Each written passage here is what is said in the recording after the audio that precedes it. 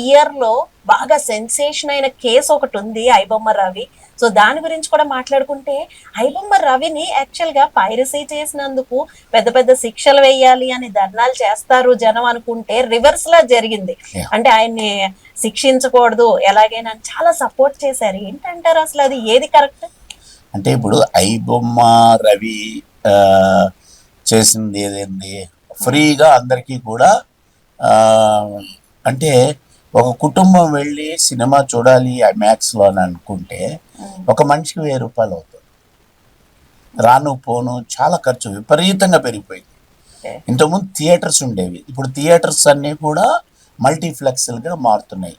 మల్టీప్లెక్స్లుగా ఎప్పుడైతే మారుతున్నాయో, ఈ మన మానవుడికి ముఖ్యంగా భారతదేశంలో చిత్ర పరిశ్రమ అనే ఒక ఎంటర్టైన్మెంట్ చాలా, అంటే సాధారణ మానవుడికి అది ఒక ఎంటర్టైన్మెంట్.